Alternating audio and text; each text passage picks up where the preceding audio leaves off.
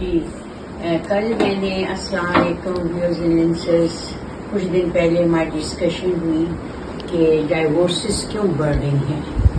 تو آج میری بچی آئی ہوئی تھی تو اس نے اس بات کو آگے بڑھانا چاہا اور یہ بتانا چاہا کہ اس کا سلوشن کیا ہوگا، کیونکہ آپ نے یہ تو شو کر دیا کہ ڈائیورسز کیوں ہو رہی ہیں، مگر ایٹ لیسٹ کوئی سلوشن بھی تو ہونا چاہیے.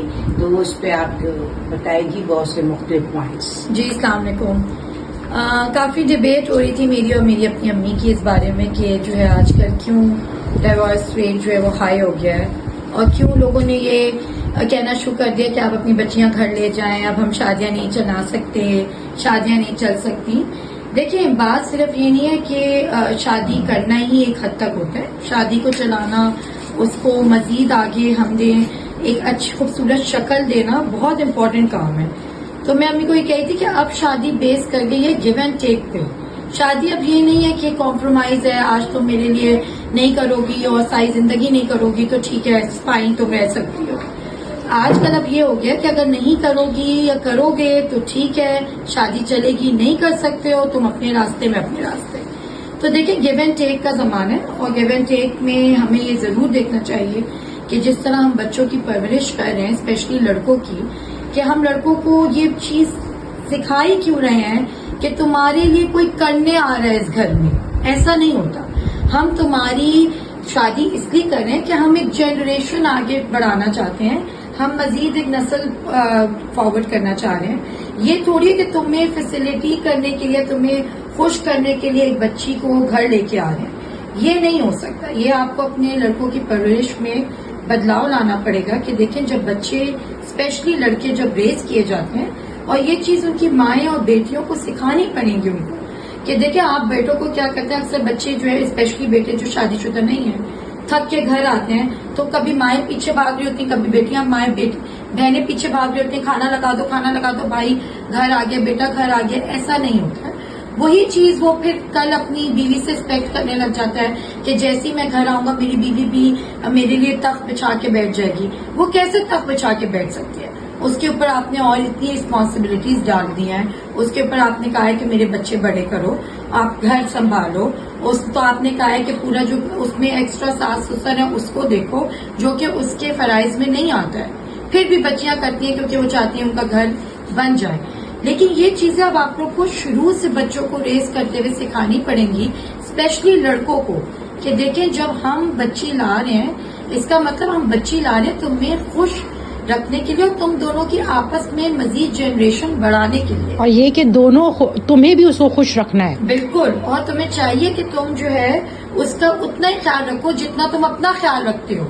تم کہتے ہو میں گھر آتا ہوں میرے لیے گھر پہ کھانا لگا ہو، تو تم یہ بھی ایکسپیکٹ کرو کہ میری بیوی جب میرے ساتھ کھانے پہ بیٹھے گی تو اس کو بھی سرو کرنے کے لیے کوئی ہو. کیوں وہ میرے لیے سرونگ کرے اور میں جو ہوں بیٹھ کے آرام سے کھاؤں. دوسرا آپ لوگ نے یہ ڈسکشن اپنے گھروں میں کرنی ہے بچوں کو، اسپیشلی لڑکوں کو ریز کرتے ہوئے کہ دیکھیں ہم کسی کی اولاد لے کے آ رہے ہیں. اولاد لانا بڑی قیمتی، دیکھیں قیمتی چیز ہوتی ہے، امانت ہے. امانت ہے کسی نے پوری زندگی لگا دی اس بچی کو ریز کرنے میں، اپنا پیسہ، اپنا ٹائم، اپنی انویسٹمنٹ، اس کو اچھا کھلانے میں، پلانے میں، بڑا کرنے میں. تو یہ بات آپ اپنے بیٹوں کو کیوں نہیں سکھاتے ہیں کہ آیا جب ہم کسی کو لا رہے ہیں بیٹا تو وہ بھی اتنی ہی پیورٹی پہ رہے گی جتنی تمہاری اس گھر میں جگہ ہے. اور اگر آپ کا بیٹا آپ کو پتہ ہے کہ غلطی پہ ہے تو اس کو ٹھیک کریں گھر میں بیٹھ کے کہ بیٹا یوں نہیں، یوں کرو اپنی بچی کے بیوی کے ساتھ، ایسے نہیں، ایسے رکھنا سیکھو. الٹا اس کو آپ لوگ شیئر دیتے ہیں، نہیں کرنا چاہتے نہیں کرو بیٹا، دوسری آ جائے گی. تو جو دوسری آپ لائیں گے وہ کون سا گل کھلائے گی؟ وہ اس سے زیادہ تیز چیز ہوگی. ہمارے آس پاس رشتے داروں میں آج کل بہت سارے کیسز ہیں. میں امی کو ڈسکس کری تھی کہ لوگوں نے یہ بھی طریقہ شروع کیا ہوا کہ بھائی بچی آئے گی تو جو بچی کی جو لڑکے کے بہن بھائی ہیں، ماں باپ ہیں، بچی اس کے لیے بھی کرے گی. کیوں کرے گی؟ اور کوئی رائٹ ہی نہیں ہے اس بچی کا کرنے کا.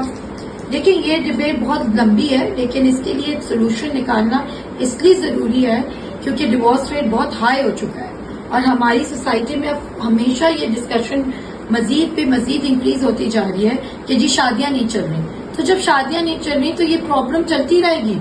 تو آپ بیٹھ کے اس کا سولوشن نکالیں، اس پہ ڈسکس کریں اور ہم اس پہ فردر آگے بھی بات کرنا ضرور پسند کریں میں گے. دیکھیں آپ کی بات کے ساتھ بالکل اگری کرتی ہوں اور میں چاہتی ہوں، میں بالکل 100% چاہتی ہوں، کیونکہ ہم نے اپنی لائف جو گزاری، بلکہ میرے ہسبینڈ ایک بہت ایجوکیٹڈ آدمی تھے اور انہوں نے اپنے سارے ٹرمز یہی تھے کہ میرج لائف کا مطلب ہے گیو اینڈ ٹیک. ہاں تو انہوں نے اسی پہ لائف گزاری، جس کی وجہ سے ایک عمدہ لائف تھی. وہ کہ چھوٹے موٹے پرابلمس کئی رہے مگر لائف آن دا ہول بہت اچھی تھی. اور ہم بھی چاہیں کہ ہماری بچیوں کو بھی ڈیفینیٹلی چاہتے ہیں کہ یہی چیز ہونی چاہیے. اور اس میں سب سے بڑا رول، زیادہ رول یعنی میجر رول لڑکے والے سائڈ. بالکل. دیکھیں جب ہم نے اپنی شادی کی نا تو ہم نے بھی کیونکہ لازمی بات ہے ہماری شادیاں بھی اسی طرح تھی، کوئی بہت پرانی نہیں ہے، 10-15 ایئرس پرانی شادی ہیں.